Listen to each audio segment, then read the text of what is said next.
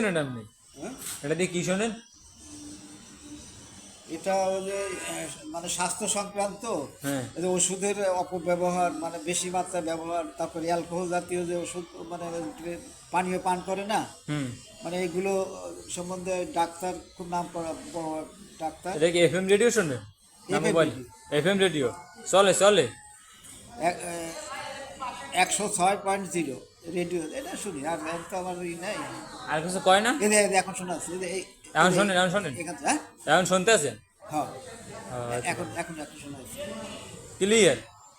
এখন ক্লিয়ার। মোবাইলে ডিসেলাইন লাগাই দিলে কিরম হয়? হ্যাঁ, মোবাইলে যদি ডিসেলাইন লাগাই দিই তাহলে কিরম হয়?